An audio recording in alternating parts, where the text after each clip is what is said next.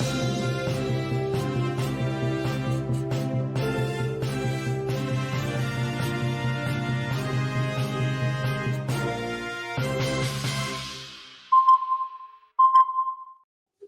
दोस्तों, OCA network में आपका स्वागत है।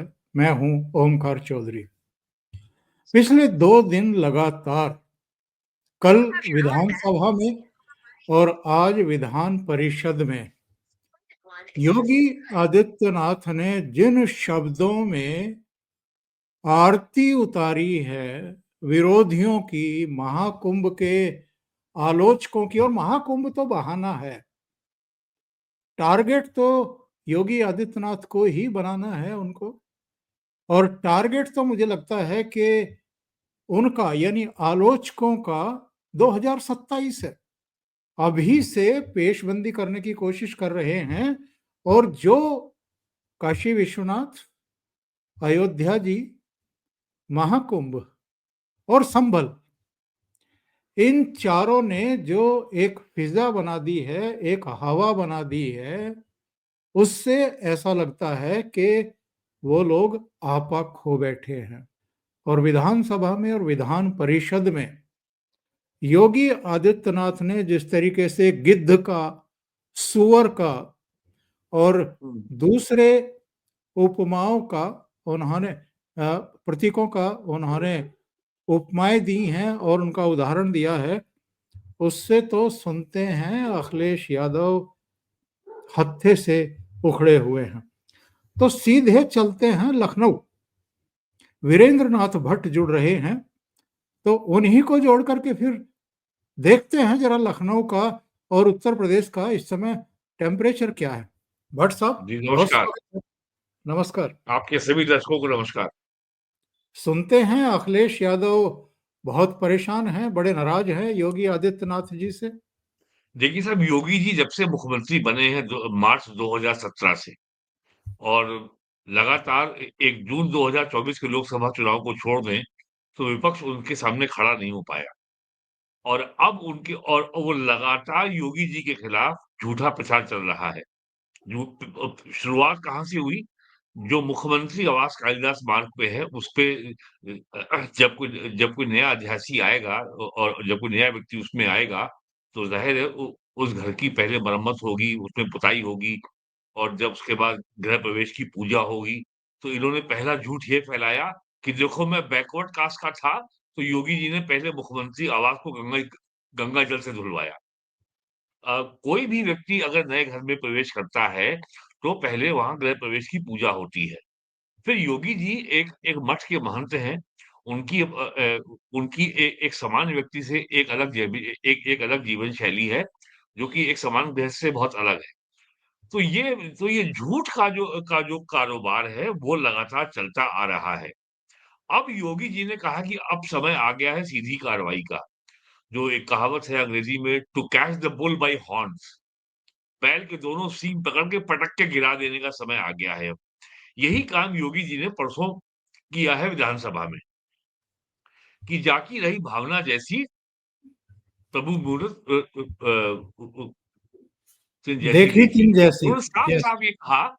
साफ-साफ ये कहा कि ज जो गिद्ध था उसको लाशें दिखी, जो सूअर था उसको गंदगी दिखी, जो आध्यात्मिक था, जो तीर्थयात्री था, उसको वहाँ भक्ति भाव दिखा। उन्होंने साफ-साफ कह दिया। तो अब योगी जी इतना सीधा प्रहार करेंगे, इतना डायरेक्ट सीधे हथौड़ा मारेंगे, इसकी इनको उम्मीद नहीं थी। और अब ये बात सबको समझ में आ गई है कि आप जनता के विकास के लिए, जनता के भले के लिए कितना भी काम कर लीजिए, अगर पॉलिटिकल नैरेटिव और परसेप्शन में आप अगर कहीं कमजोर पड़े, तो वही होगा जो जून 2024 को हुआ। आज कोई ये बता पाने की स्थिति में नहीं है कि समाजवादी पार्टी ने ऐसा क्या चमत्कार किया था, जो उसको 80 में 37 सीटें मिल गईं। कांग्रेस को जो है 6 सीटें मिल गईं और बीजेपी की सीटें घट के 33 आ गईं। कोई बता पाने की स्थिति में नहीं है। केवल ये जो है एक परसेप्शन था और बैटल ऑफ नैरेटिव था। बीजेपी ने गलती की कि अब की बार 400 पार, ये नहीं बताया क्यों, किस लिए चाहिए 400 पार। इनको जो है एक सुराग मिल गया, एक मौका मिल गया कि देखो ये जो है संविधान खत्म कर देंगे और आरक्षण खत्म कर देंगे। अब ये बीजेपी इस दुष्प्रचार का मुकाबला नहीं कर पाई, लिहाजा सीटें कम हो गई उसकी उत्तर प्रदेश में, बाकी राज्यों में भी हुई हैं, लेकिन महाराष्ट्र में ये मामला नहीं था। तो अब ये शुद्ध रूप से नैरेटिव वॉर पे मत पे मामला आ गया है। और योगी जी ने परसों विधानसभा में ये बहुत स्पष्ट शब्दों में कहा कि 2027 का यूपी का विधानसभा चुनाव भी हम ही जीतेंगे, तीसरी बार हम सरकार बनाएँगे। और ये बात उन्होंने बड़ी आत्मविश्वास से कही है। और योगी जी को तो मैं कहूँगा कि वो डोनाल्ड ट्रम्प से भी आगे हैं। वो बिल्कुल अनअपोलोजेटिक हैं, कोई उनमें हीन भाव नहीं है, कोई ग्लानि भाव नहीं है, कोई आत्मविश्वास की कमी नहीं है। जो भी बात वो कहते हैं, वो वैचारिक दृढ़ता के साथ कहते हैं कि पूरा मेरा आइडियोलॉजिकल कन्विक्शन है और जो हम कह रहे हैं, वो हम डिलीवर करेंगे, वो हम करके दिखाएँगे। और ये 8 साल में हुआ है। अब आज की तारीख में यूपी की राजनीति में लॉ एंड ऑर्डर मुद्दा नहीं है। यूपी की राजनीति में बिजली की कमी मुद्दा नहीं है। यूपी की राजनीति में गन्ना किसान का भुगतान नहीं हो रहा है, अब ये मुद्दा नहीं है। यूपी में पिछले जो है 2018 मई से लेकर के और अब तक 4 सालों में पीएम किसान सम्मान योजना में किसानों को 80,000 करोड़ रुपए दिया जा चुका है और भी उनको तमाम लाभ मिल रहे हैं। ल पौने 3 लाख करोड़ रुपए का भुगतान खाली गन्ना किसानों को हो चुका है। 46 लाख किसान हैं। अगर ये मान लें कि 4 लोगों का परिवार है तो कम से कम 2 करोड़ लोग सीधे प्रभावित हो रहे हैं। और आप स्वयं उस इलाके में रहते हैं, आप देख रहे होंगे कि बागपत में, मुज़फ्फरनगर में, मेरठ में, सहारनपुर में, शामली में, कैराना में, सहारनपुर में, बिजनौर में, कहीं पर भी गन्ना किसानों का इस बात को लेके आंदोलन नहीं हो रहा कि साहब मेरा पुराना भुगतान नहीं हुआ। य या पिछले वर्ष का बाकी है। अब तो पेमेंट करंट हो रहा है। तो सवाल ये है कि पिछले 8 सालों से समाजवादी पार्टी एक ही मुद्दा उठा रही थी विधानसभा। उनके पास 2 ही मुद्दे हैं, लॉ एंड ऑर्डर और आरक्षण में हम जो है पिछड़ों का हक बाँट दिया, प्राइमरी स्कूल के टीचरों के अपॉइंटमेंट में, वो मामला सुप्रीम कोर्ट में है। तो अब इनके पास जो है जून 2024 का जब लोकसभा चुनाव हो गया, इनको लगा अब तो बस बीजेपी गई, अब तो हर जगह पीडीए चलेगा, पिछड़ा दलित अल्पसंख्यक चलेगा। लेकिन वो 4 महीने के अंदर आपको मैं पहले भी कह चुका हूँ, 8 अक्टूबर को हरियाणा में मुँह के बल गिरे और बीजेपी का 14-19 की तुलना में हरियाणा में बेस्ट परफॉर्मेंस थी 48 सीट से ला करके they had a clear majority. अगले महीने वो मुँह के बल गिरे महाराष्ट्र में नवंबर में, वहाँ बीजेपी के पास 200 अपने बहुमत से केवल 10 सीटें कम थी, बाकी उनके अलायंस को मिलाकर के उनका उनका 2 तिहाई बहुमत आ गया। नवंबर में ही यूपी में 9 विधानसभा सीटों पे उपचुनाव हुए, उसमें 7 बीजेपी ने जीत ली। फिर 2 महीने बाद फरवरी में यूपी में सबसे महत्वपूर्ण विधानसभा उपचुनाव था मिल्कीपुर में, वो बीजेपी ने जीती 61,000 से अधिक मतों के अंतर से। फिर दिल्ली में विधानसभा चुनाव में क्या हाल हुआ केजरीवाल का, ये आपको मालूम है। तो अब समाजवादी पार्टी के सामने और इंडी अलायंस के सामने अस्तित्व का संकट है। तो और इनकी जो जो चुनावी रणनीति के तहत इनकी विचारधारा वामपंथी है, वैचारिक कन्विक्शन के आधार पे इनका वामपंथ से, समाजवाद से कोई लेना-देना नहीं है।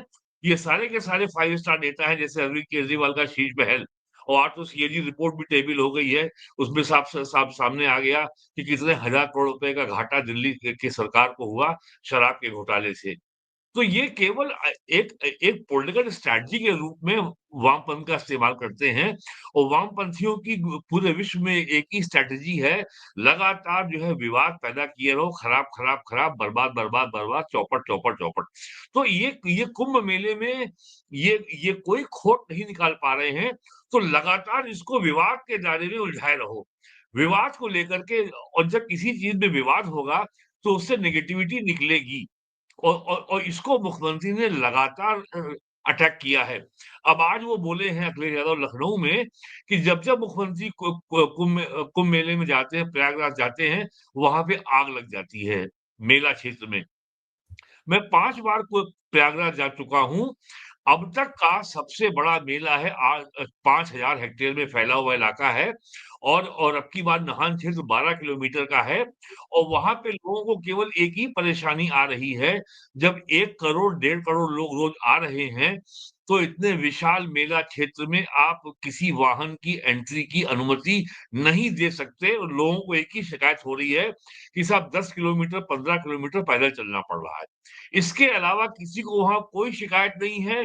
और कल के बाद जो लोग वहाँ नहाने जाएँगे, जो लोग स्नान करने जाएँगे शिवरात्रि के बाद, उनको समस्या ये हो सकती है कि उनको चलना तो कम पड़ेगा, लेकिन फिर उनको किसी भी आश्रम में, मंदिर में या किसी कल्पवासी के यहाँ कहीं पर भी उनको भंडारा नहीं मिलेगा। बस एक समस्या ये आएगी। वरना कुंभ मेले में किसी को किसी किस्म की कोई समस्या नहीं हो सकती है। और विश्व का सबसे बड़ा आयोजन, जहां अब तक 66 करोड़ लोग कल की संख्या ये कल पार होने की संभावना है।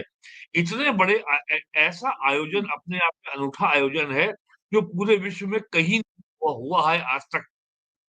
चाहे आप वो हज यात्रा देख लें, हर साल सैकड़ों की संख्या में लोग मरते हैं, गर्मी से मरते हैं, कैंप में आग लगने से मरते हैं, कभी हाय हाय अल्लाह नहीं होता। और जब जो अब पहले कहा कि साहब वहाँ भगदड़ मच गई, इतने लोग मर गए, सरकार जो है नहीं कर रही है, वो मामला निपट गया।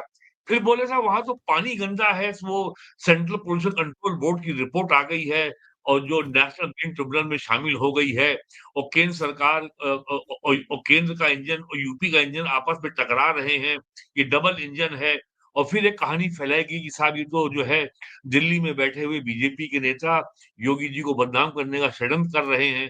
अब आज वो बोले हैं, जब उनसे पूछा गया कि मुख्यमंत्री ने जो जो गिद्ध कहा, सूअर कहा, ये किसके लिए कहा? तो उन्होंने कहा कि वो केंद्र में एक पिछड़ी जाति के मंत्री हैं, उनके बारे में कहा होगा। बिना नाम लिए उन्होंने कहा। तो अब तो कुल मिलाकर के ये है कि विवाद बनाए रखो, ताकि मेले को लेकर के समाज में कोई सकारात्मक संदेश ना जाए। समाज में ये संदेश ना जाए कि सनातन आधारित अर्थव्यवस्था सरकार के बिना आश्रय के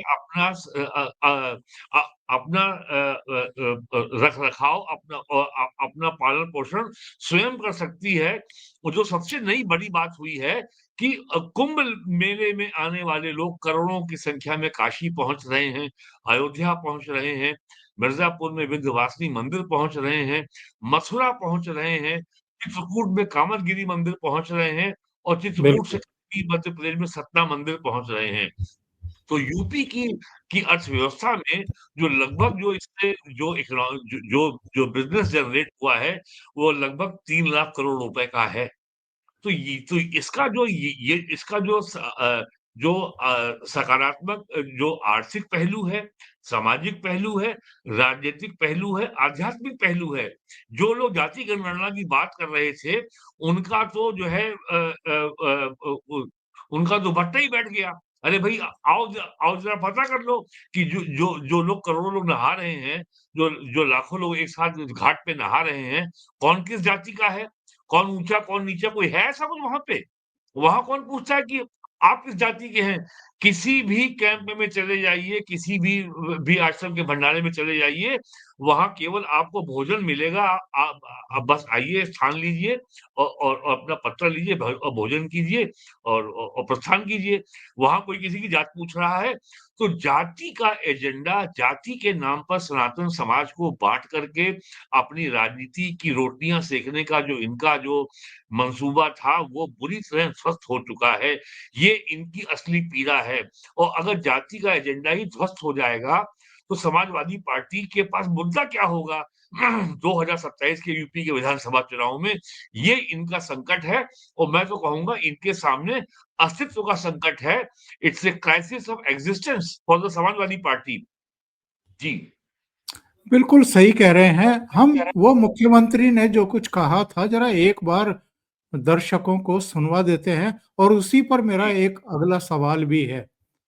तो ये ज़रा मुख्यमंत्री को सुन लेते हैं कि उन्होंने क्या कहा था कल। महोदय, मुझे सोशल मीडिया हैंडल पर एक बात बहुत अच्छी लगी। किसी ने सच कहा कि महाकुंभ में जिसने जो तलाशा उसको वह मिला।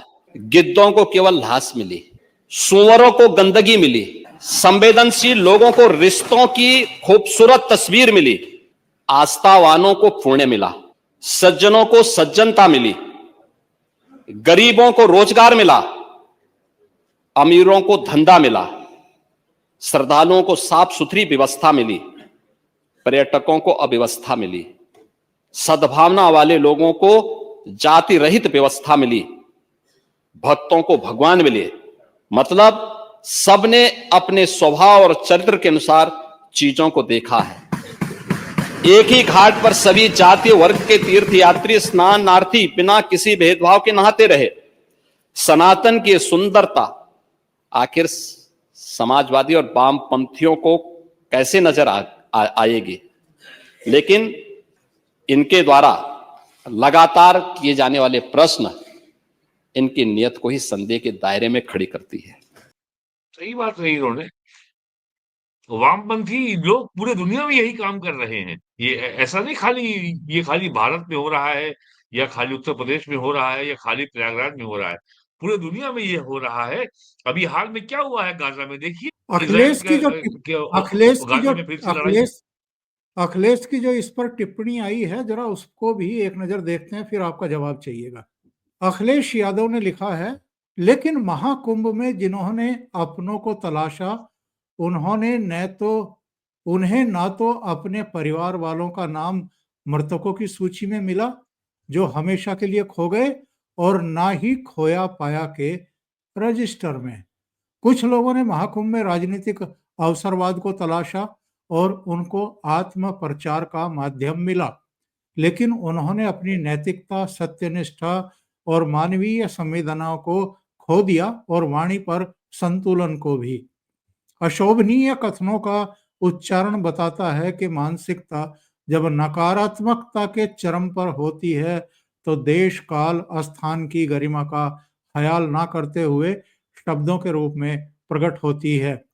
बाकी भी इन्होंने कुछ कहा है, लेकिन मैं उस पर नहीं जाता। योगी जी नेगेटिविटी तो को नकार रहे हैं।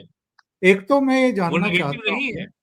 एक तो मैं ये जानना चाहता हूँ, ये जो कह रहे हैं कि जिन्होंने अपनों को खोया ना तो मृतकों के रजिस्टर में मिला और ना ही खोया पाया केंद्र में, क्या अखिलेश यादव के पास ऐसी कोई सूची है जो मरे हों, जो लापता हुए हों, और जो सूची वो मुख्यमंत्री को उनको भेजनी चाहिए, वो क्यों नहीं भेज रहे हैं? ऐसे लापता लोगों की या जो मर गए हैं उनकी सूची क्यों नहीं भेज रहे हैं वो?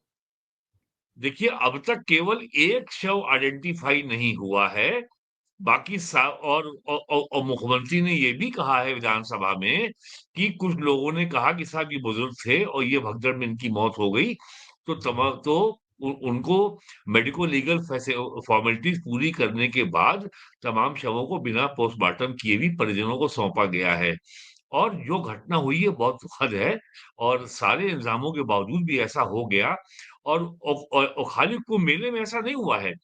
कुंभ मेले से जो लोग लौट रहे थे, वाराणसी रोड पर, फतेहपुर रोड पर, कानपुर आ रहे थे, रायबरेली आ रहे थे, जौनपुर आ रहे थे, मिर्जापुर जा रहे थे, सोनभद्र जा रहे थे, छत्तीसगढ़ जा रहे थे, बिहार से आ रहे थे, और ये जो आपका इलाहाबाद, ये जो अगर प्रयागराज से जो आपका जीटी रोड गया है उस पे जा रहे थे, तो कई दर्जन उसमें 50 से अधिक लोगों की मृत्यु हुई है रोड एक्सीडेंट में। ऐसा हुआ है। ये बहुत दुखद है।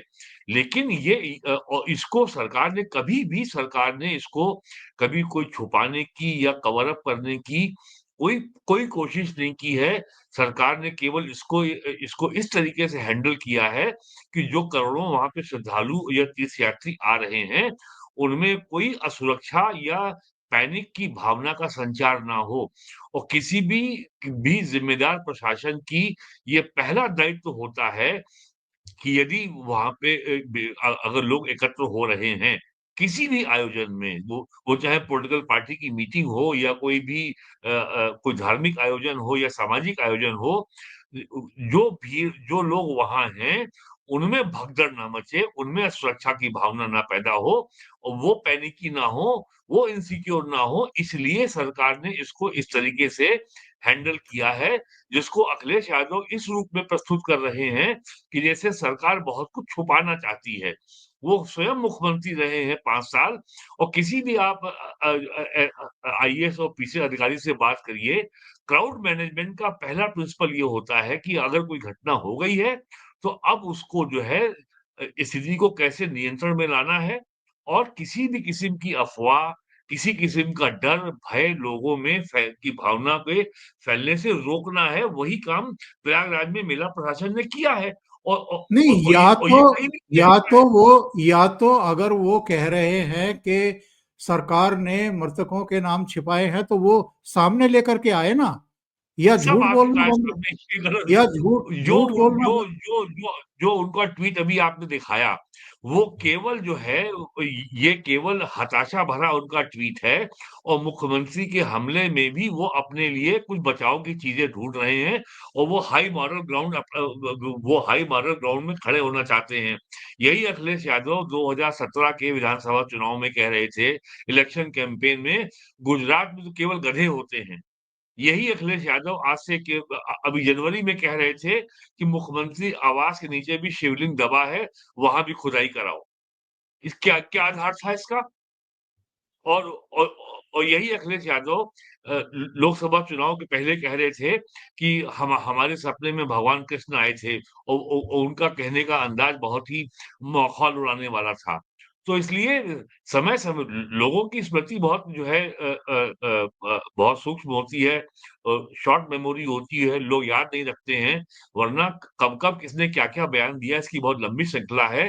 मुख्यमंत्री ने जो इन पे करारा हमला बोला है, तो अब ये केवल डिफेंसिव में है और ये डिसएडवांटेजियस सिचुएशन को अपने एडवांटेज में बदलने का एक हताशा भरा प्रयास है, जो ये हाई मॉरल ग्राउंड अपना रहे हैं कि भाषा की मर्यादा ये सब जो बोल रहे हैं।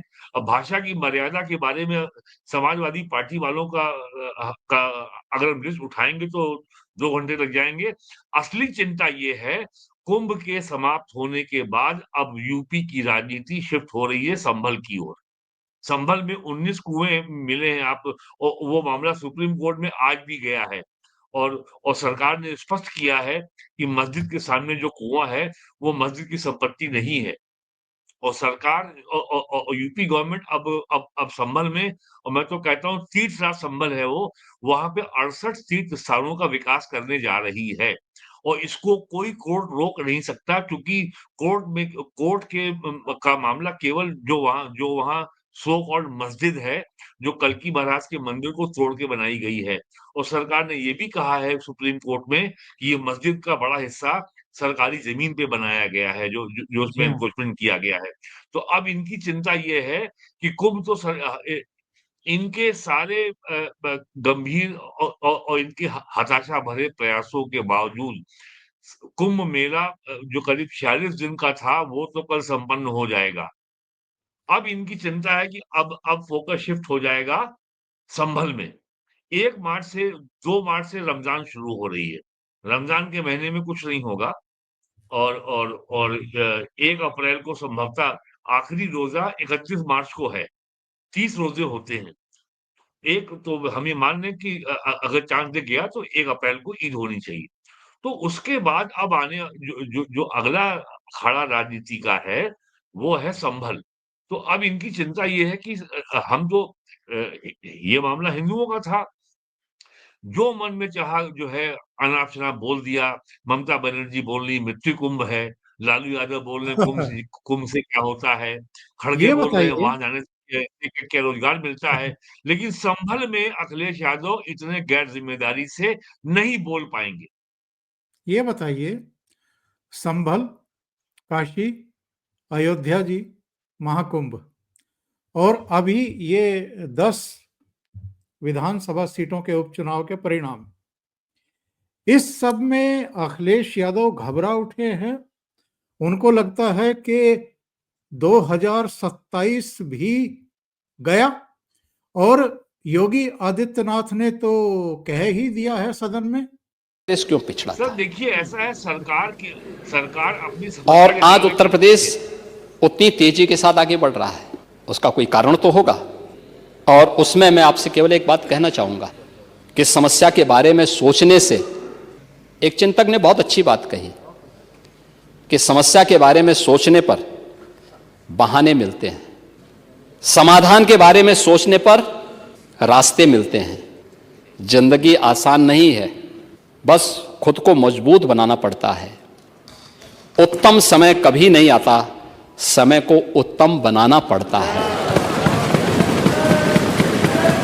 और डबल इंजन की सरकार ने समय को उत्तम बनाया है। हाँ, इसीलिए कह रहे हैं ना, क्योंकि इसीलिए तो 5 साल सफलतापूर्वक चलाने के बाद भी फिर से थंबिंग मेजॉरिटी के साथ आए हैं और 27 में फिर से आएंगे।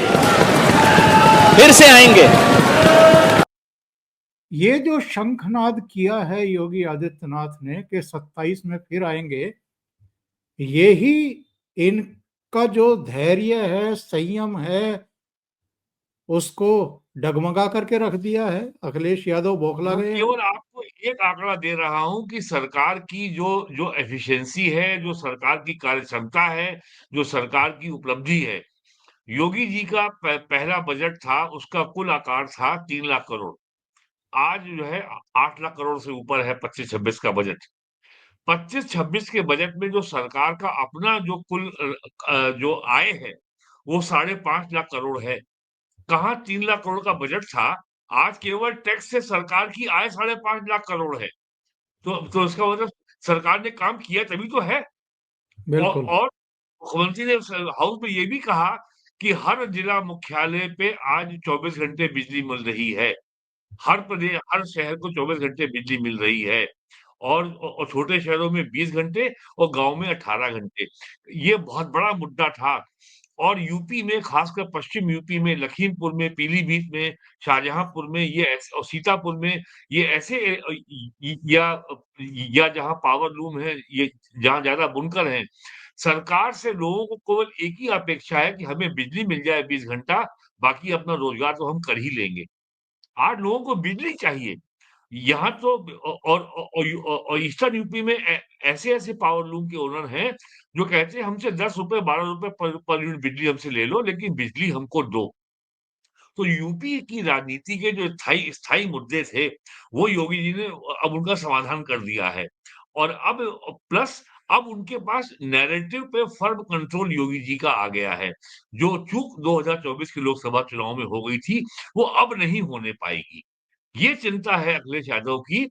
और और और जो वो कहना चाहते थे कि भाई योगी जी हैं, लॉ एंड ऑर्डर बड़ा खराब है, दंगे हो रहे हैं। कहाँ दंगे हो रहे हैं भाई? कहाँ पे ऐ ऐ ऐ ऐसा कब? और आप देखिए हताशा कितनी है। ओवैसी बयान दे रहा है कि संभल से मुसलमानों का पलायन हो रहा है। कहाँ पलायन हो रहा है भाई? एक संभल का आदमी बोला क्या? केवल जो अपराधी जो 24 नवंबर 2024 की हिंसा में पुलिस पे पत्थरबाजी की घटना में जो वांटेड हैं, जो वांछित हैं, केवल वही भागे हैं। और सबके पोस्टर वहाँ की जो सो कॉल्ड जामा मस्जिद की दीवार पे लगे हुए हैं। तो चिंता ये है अब ये यहाँ इंडी अलायंस की कि अब जो है जो जो अखाड़ा राजनीति का है, वो प्रयागराज से शिफ्ट होकर के पहुँच जाएगा। और जरा सोचिए प्रयागराज से संभल तक जब जो है ये संघर्ष चलेगा, ये इस 500 किलोमीटर की बेल्ट पे, तो समाजवादी पार्टी कहाँ खड़ी होगी? चिंता ये है, क्या मुद्दा होगा इनके पास? बहुत बहुत धन्यवाद वीरेंद्र नाथ भट्ट साहब, आपने ओशियन नेटवर्क के लिए इतना समय निकाला और महत्वपूर्ण मुद्दों पर चर्चा की। Thank you so much. नमस्कार।